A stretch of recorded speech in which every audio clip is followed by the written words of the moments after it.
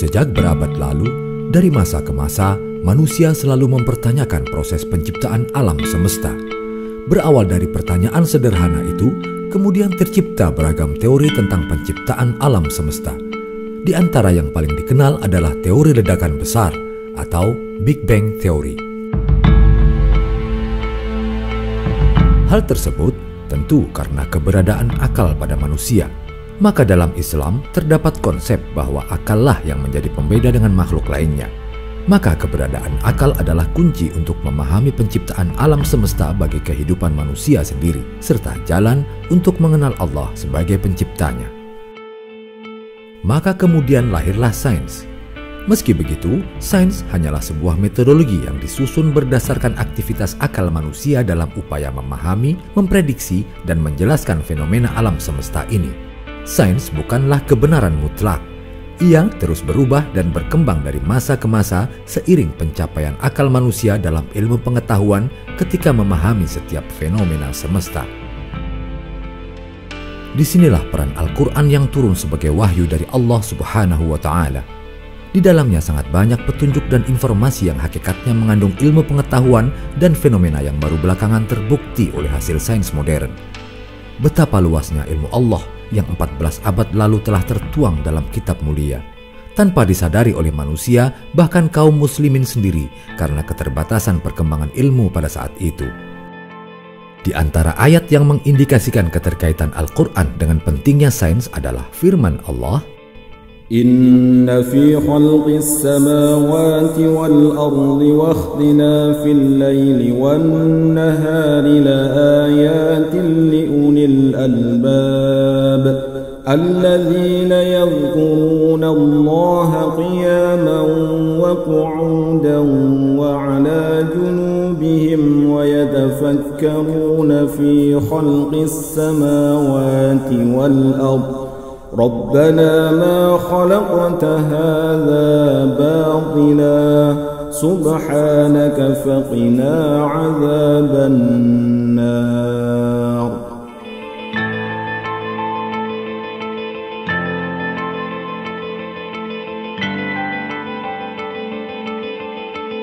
Posisi benda langit, planet, bulan, matahari, dan rasi bintang dahulu dipergunakan untuk meramal nasib manusia. Pengetahuan tentang ini dikenal dengan astrologi. Lalu, ayat tersebutlah yang mengubah pandangan astrologi menjadi astronomi di zaman Islam dengan mengajak manusia untuk senantiasa berzikir dalam memikirkan penciptaan alam semesta. Menelaah posisi benda-benda langit merupakan sains, akan tetapi mengaitkannya dengan nasib manusia adalah pseudosains atau sains palsu.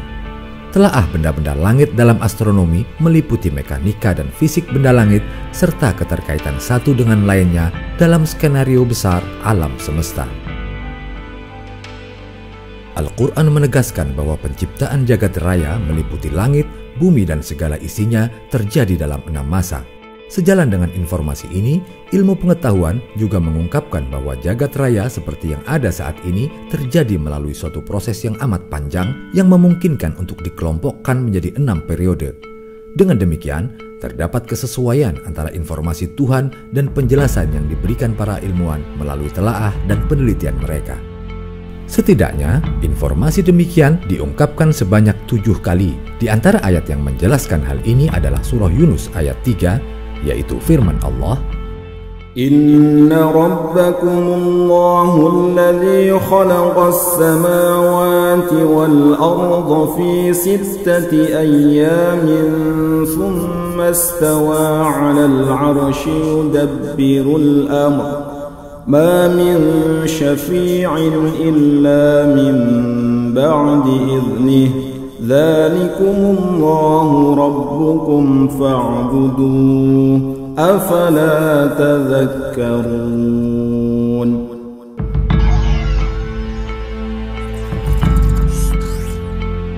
Kata yaum yang berarti hari pada ayat tersebut dimaksudkan sebagai rentang waktu atau periode penciptaan, bukan seperti hari yang dipahami manusia saat ini. Hari atau masa yang disebut dalam ayat ini dalam tuntutan agama hanya Allah saja yang mengetahui berapa lamanya.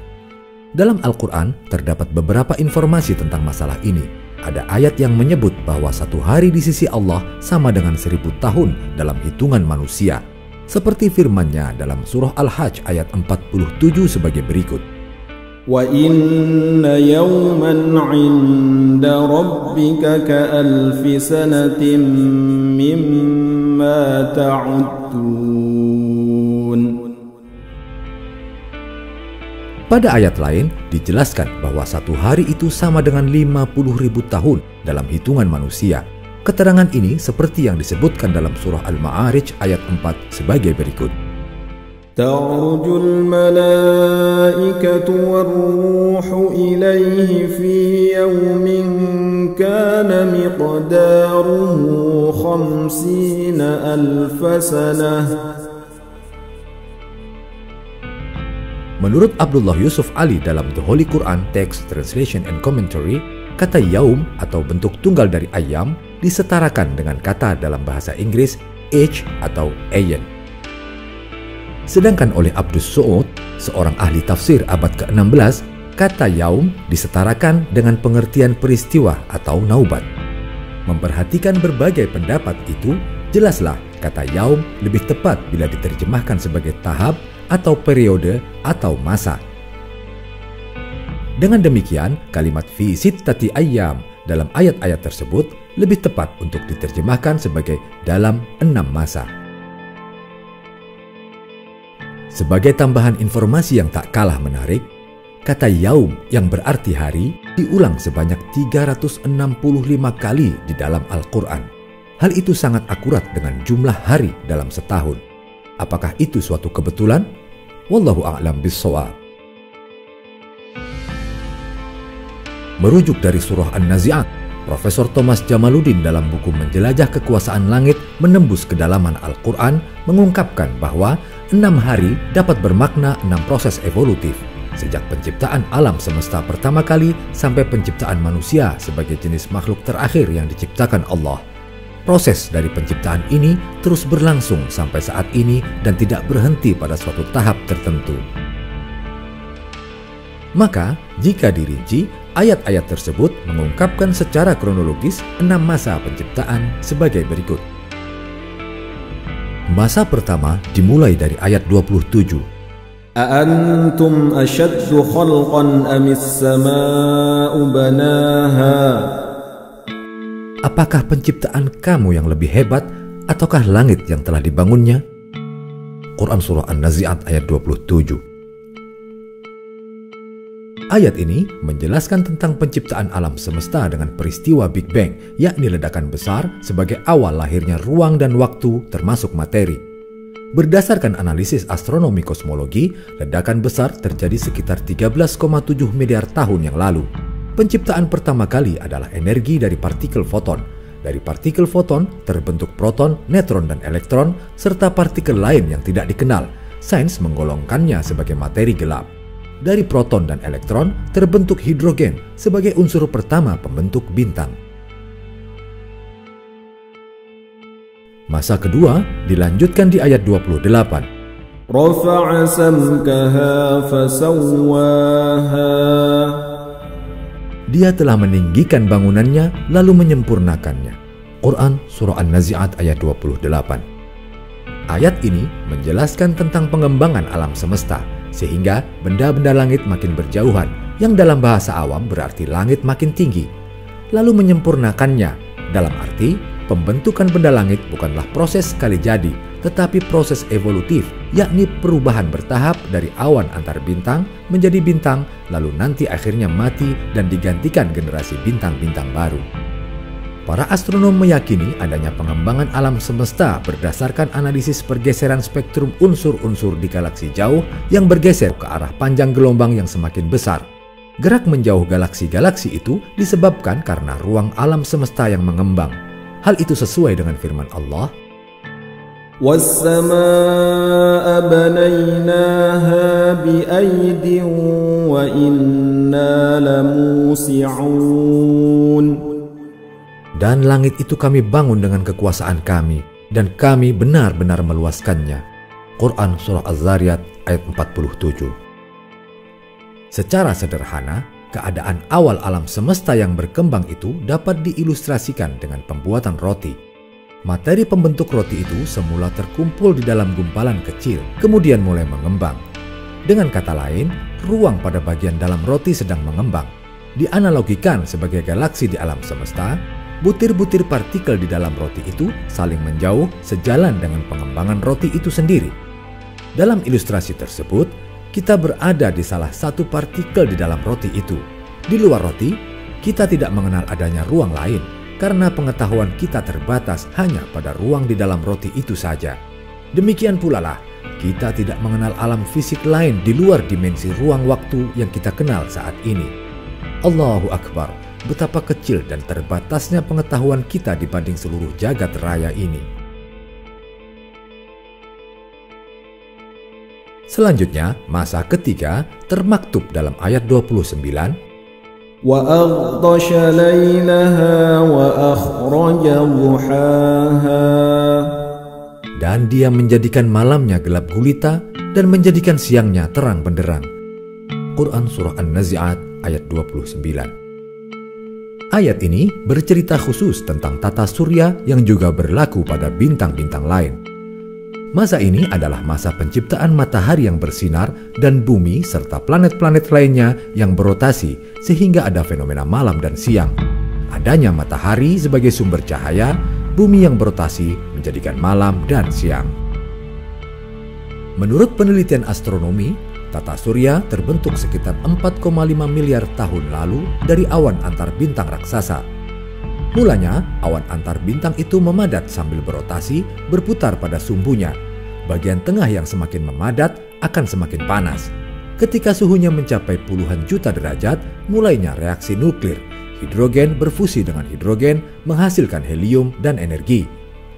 Bagian inti awan antar bintang itu menjadi matahari yang mulai memancarkan energinya. Lambat laun, debu-debunya tersibak oleh angin matahari, sementara debu yang memadat di sekitar matahari kemudian berproses membentuk planet-planet, salah satunya bumi kita ini. Lalu masa keempat pada ayat 30, وَالْأَرْضَ بَعْدَ ذَلِكَ دَحَاهَا. Dan setelah itu bumi dia hamparkan. Quran Surah An-Nazi'at ayat 30. Ayat ini menjelaskan proses evolusi di planet bumi.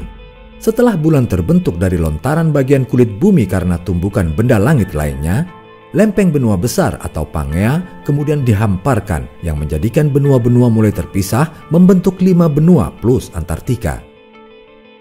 Bumi dihamparkan dalam ayat tersebut bermakna lempeng benua yang bergeser sedikit demi sedikit dalam waktu ratusan juta tahun. Sekitar 225 juta tahun lalu, semua benua masih bergabung. Lalu, benua Amerika mulai berpisah dari benua Eropa dan Afrika, sementara benua Asia bergabung dengan lempeng India Australia yang terlepas dari benua Afrika. Berikutnya, masa kelima, ayat ke-31. أَخْرَجَ مِنْهَا مَاءَهَا وَمَرْعَاهَا. Darinya dia pancarkan mata air dan ditumbuhkan tumbuh-tumbuhannya. Quran Surah An-Nazi'at ayat 31. Ayat ini menjelaskan awal penciptaan kehidupan di bumi, mungkin juga di planet lain yang disiapkan untuk kehidupan dengan menyediakan air. Proses pemanasan yang menyebabkan penguapan dan pembentukan awan, lalu hujan yang menyebabkan siklus hidrologi yang akhirnya memancarkan mata air. Al-Quran tidak menjelaskan proses awalnya, tetapi hanya menguraikan substansi proses hidrologis yang dikaitkan dengan proses awal kehidupan, yaitu menumbuhkan tumbuh-tumbuhan sebagai makhluk hidup pertama. Kehidupan diperkirakan bermula dari laut yang hangat sekitar 3,5 miliar tahun yang lalu berdasarkan fosil tertua yang pernah ditemukan. Di dalam Al-Quran Surah Al-Anbiya ayat 30 memang disebutkan semua makhluk hidup berasal dari air.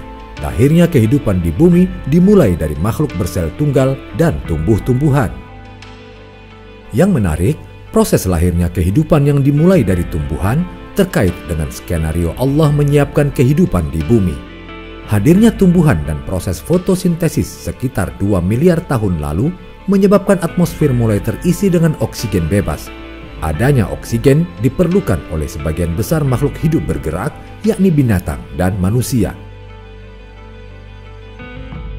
Dan terakhir, masa ke-6 dijelaskan pada 2 ayat berikutnya dalam surah An-Nazi'at. وَالْجِبَالَ أَرْسَاهَا مَتَاعًا لَكُمْ وَلِأَنْعَامِكُمْ. Dan gunung-gunung dipancangkan dengan teguh. Semua itu untuk kesenanganmu dan untuk hewan-hewan ternakmu.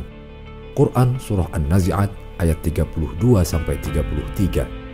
Ayat ini menjelaskan lahirnya gunung-gunung akibat evolusi geologi dan mulai diciptakannya hewan dan manusia. Masa ke-6 ini menceritakan lahirnya binatang dan manusia setelah prasyarat kehidupan yang utama, yaitu adanya air dan oksigen terpenuhi. Proses geologis akibat pergeseran lempeng benua yang memunculkan gunung-gunung juga merupakan persiapan fisik yang memberikan keseimbangan dari gerakan bumi. Dan hal ini memungkinkan materi yang merupakan kandungan bumi dikeluarkan untuk kepentingan manusia sebagai khalifah di bumi. Berdasarkan temuan ilmiah yang diperoleh, telah disusun suatu silsilah evolusi yang berawal dari sejenis bakteri bersel satu yang hidup sekitar 3,5 miliar tahun lalu. Dari jenis bakteri lahir generasi ganggang yang masih hidup di air. Ganggang hijau sekitar 1-2 miliar tahun lalu melahirkan generasi tumbuhan darat. Dari jalur ganggang hijau sekitar 630 juta tahun lalu juga lahir generasi hewan tak bertulang belakang.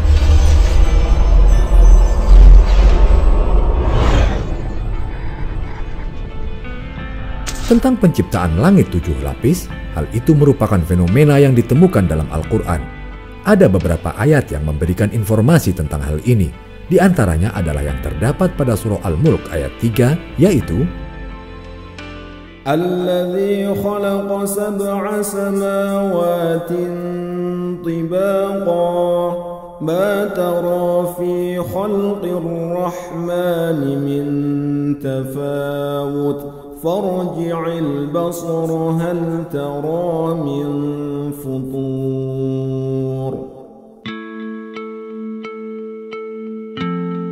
Pemahaman tentang 7 langit berkembang sesuai pemahaman manusia tentang alam semesta. Dalam kebudayaan Eropa kuno, orang menganggap langit itu berlapis-lapis dengan bumi sebagai pusat alam semesta atau geosentrik.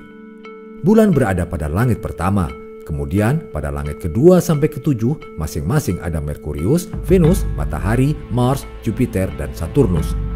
Di luar langit 7 itu ada bintang-bintang lainnya.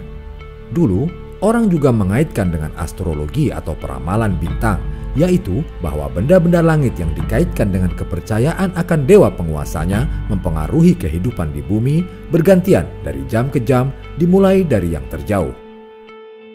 Ada pula yang berpendapat 7 langit diartikan dengan lapisan-lapisan atmosfer yang dekat dengan bumi ini.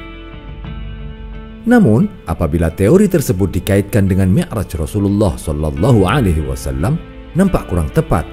7 langit ini mungkin lebih pas bila diartikan sebagai 7 dimensi ruang waktu.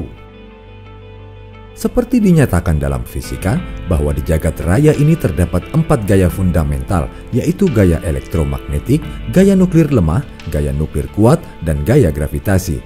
Kaluza-Klein teori menjelaskan bahwa untuk dapat menerangkan ketersatuan gaya-gaya yang 4 itu, maka adanya geometri ruang waktu yang kita berada di dalamnya sekarang ini tidaklah cukup. Untuk bisa menjelaskan keempat gaya tersebut, maka teori ini menyatakan harus ada 7 dimensi ruang waktu atau time space dimensions yang lain. Maka perjalanan Isra dan Mi'raj yang dilakukan oleh Rasulullah SAW dinilai sebagai perjalanan antar dimensi.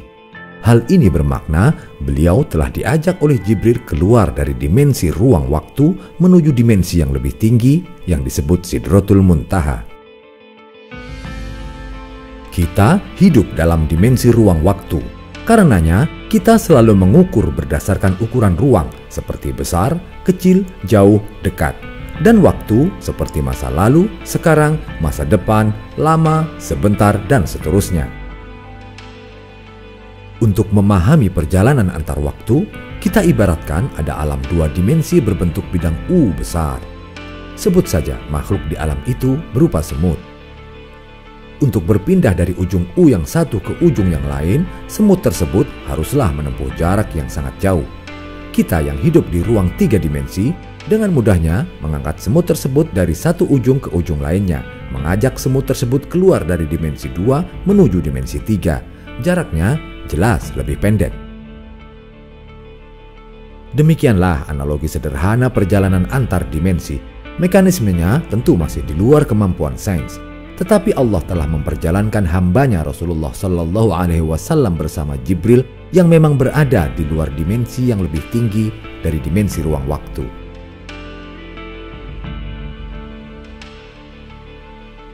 Para ilmuwan telah membuktikan betapa alam semesta ini diciptakan dengan sangat presisi. Allah mengisyaratkan bahwa alam semesta dicipta dalam satu struktur yang sangat harmonis.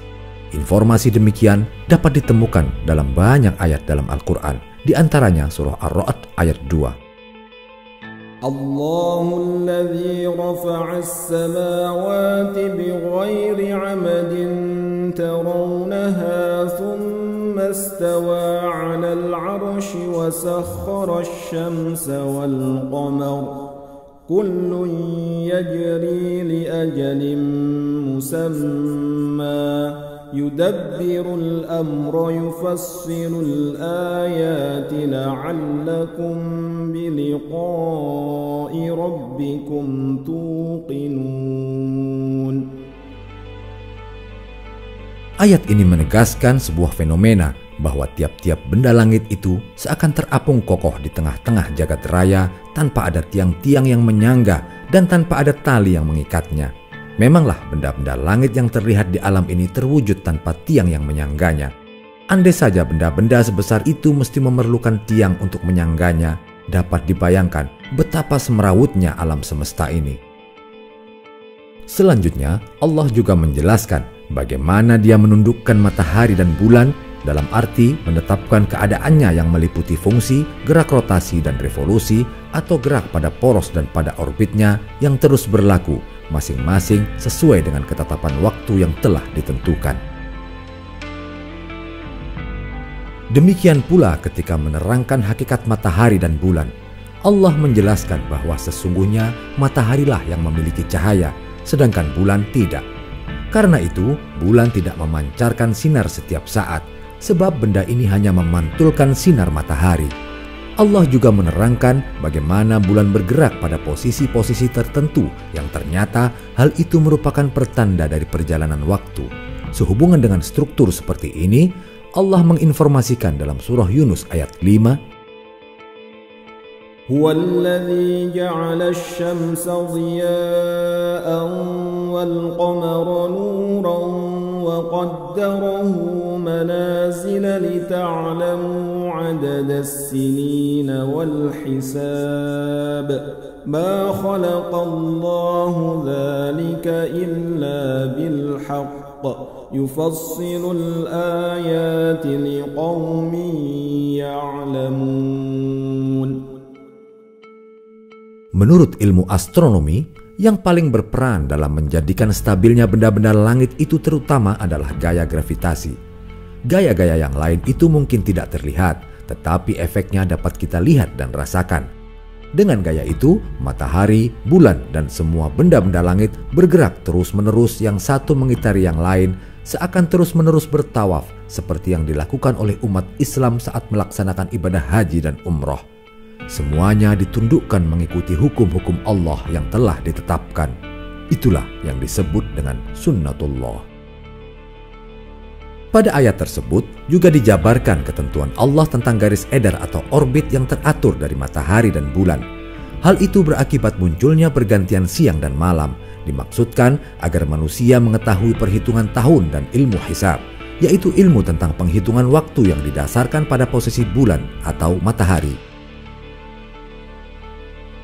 Begitulah ketetapan Allah menciptakan alam semesta ini dengan penuh harmoni dan presisi, kemudian menjadikan manusia di kehidupan bumi untuk menjadi khalifah.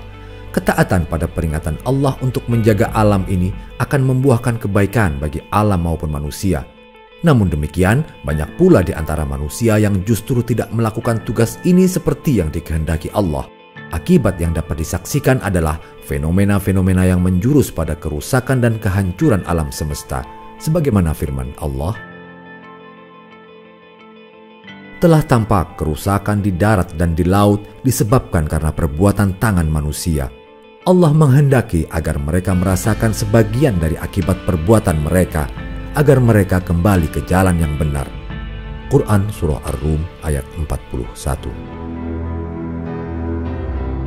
Global warming dan menipisnya lapisan ozon hanyalah contoh awal yang sering dikhawatirkan dunia saat ini. Sangat banyak ayat-ayat di dalam Al-Quran yang memperingatkan dahsyatnya kerusakan alam semesta ini di akhir zaman. Di antaranya, apabila bumi diguncangkan sedahsyat-dahsyatnya dan gunung dihancur luluhkan sehancur-hancurnya, maka jadilah ia debu yang berterbangan. Quran Surah Al-Waqiah ayat 4-6. Di ayat lainnya, Allah juga memperingatkan, apabila langit terbelah, dan apabila bintang-bintang jatuh berserakan, dan apabila lautan dijadikan meluap. Quran Surah Al-Infitor ayat 1-3.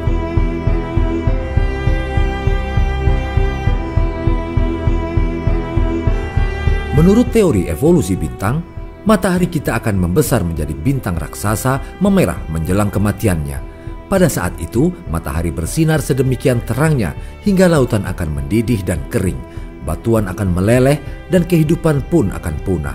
Kemudian matahari akan terus bertambah besar sehingga planet-planet di sekitarnya seperti Merkurius, Venus, Bumi, dan Bulan serta Mars masuk ke dalam bola gas matahari. Barangkali kejadian inilah yang diisyaratkan dalam Al-Quran Surah Al-Qiyamah ayat 7-9 sebagai bersatunya matahari dan bulan. Hal itu bahkan sangat sesuai dengan hadis Rasulullah sejak 14 abad yang lalu. Beliau sallallahu alaihi wasallam bersabda, "Tudna syamsu yaumal qiyamati minal khalqi hatta takuna minhum kamiqdari mil." Pada hari kiamat nanti, matahari akan didekatkan jaraknya terhadap makhluk hingga tinggal sejauh 1 mil saja. Hadits riwayat Muslim. Sungguh, suatu proses kehancuran yang sangat mengerikan telah diperingatkan oleh Allah dan Rasul-Nya sejak 14 abad yang lalu. Bahkan sebelum sains benar-benar mampu memahami struktur alam semesta dan sistem tata surya seperti zaman modern ini. Hanya yang bertakwalah yang akan selamat pada hari itu. Sebagaimana firman Allah, "Wahai manusia, bertakwalah kepada Tuhanmu. Sungguh, guncangan hari kiamat itu adalah suatu kejadian yang sangat dahsyat." Quran Surah Al-Hajj ayat 1. Hari akhir itu pasti akan datang atas kehendak penciptanya. Memanglah semua yang ada di jagat raya ini akan binasa kecuali Allah sang pencipta. Sebagaimana firman-Nya, "Kullu syai'in halikun illa wajhah." Segala sesuatu pasti akan binasa kecuali Allah. Quran Surah Al-Qasas ayat 88.